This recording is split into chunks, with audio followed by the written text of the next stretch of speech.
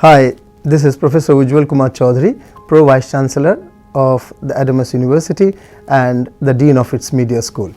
Today in this short video, I'll be talking about public relations. The domain of public relations, how does it compare with advertising, what are the various facets of public relations, and what someone needs to understand and learn as fundamentals of PR. Why do we need PR in the first place? So when we look at PR, it's surely a marketing tool. And there are several marketing tools for that matter. And if I can be more specific, marketing communication tool. So there is advertising, there is public relations, there is event management, there is direct marketing, there is digital communication, several ways to reach your target audience, telephony and many other ways to reach your target audience. So how does PR and advertising, which are the the most prominent tools of marketing communication, how do they differ for that matter? Advertising is a paid communication. You actually pay for the space or the time or the hoarding, whatever you book, you hire. Public relations conceptually is an unpaid service. Yes, you may pay for the agency that works for your campaign or what works for your program, public relations program, but as far as the media is concerned, as far as the as other forms of communications are concerned, other platforms of communication are concerned, it's supposed to be an unpaid form of communication. In case of advertising, you control the message, what comes there, in what format and look, with what words and copy, with what messaging, subtle or very prominent, or what positioning, where does it appear, whether it's television or internet or outdoor or print or radio, wherever it appears. All these positioning, content, creative, everything you control, because as client you are paying for it. But in public relations, you can influence the message, you cannot control it. You cannot exactly tell what language would go into the media. You can give a press release of which something can be taken, something more can be put, something can be completely deleted as well.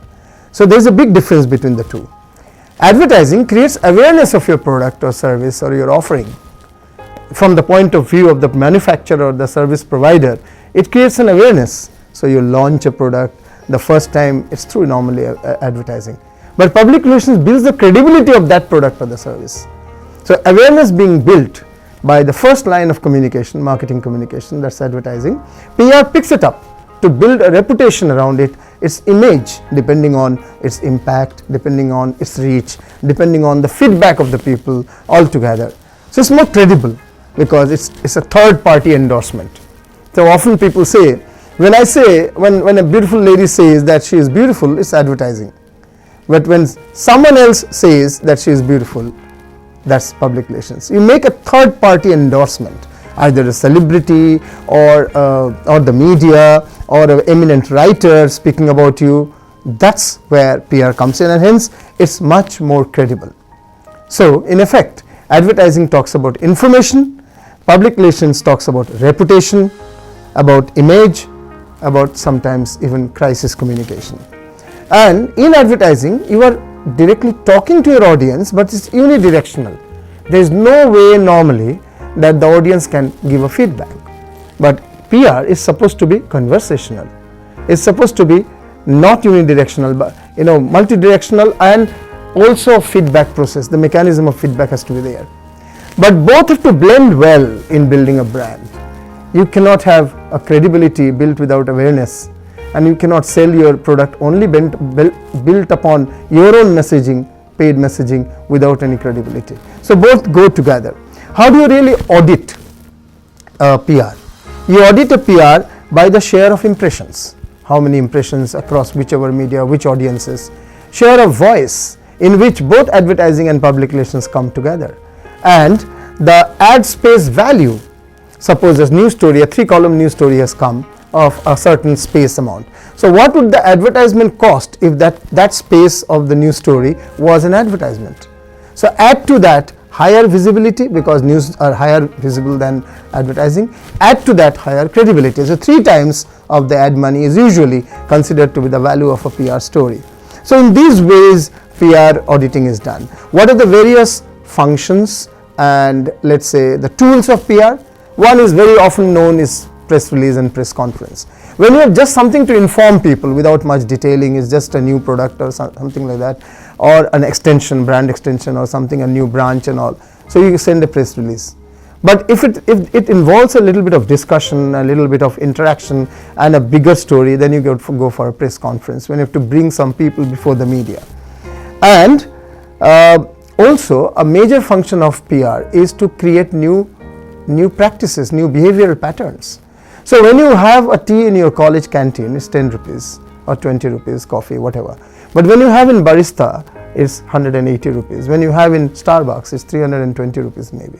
So a culture has been created that barista is cool, young, Starbucks is international, hip, and you can even chat there, you can sit together and you can have a small meeting out there. But these things are not, these values are not associated with a college cafeteria or canteen tea or coffee that you have. So there could be also, for example, polio campaign, a big polio campaign has been brought up to create a culture, acculturation, that I have to make my child strong in his infancy. So if that has to be done, then I have to follow this process. So a culture has been created. So acculturation is a major function of PR. Crisis communication as well. In crisis communication, you tell the crisis upfront, tell the problems upfront.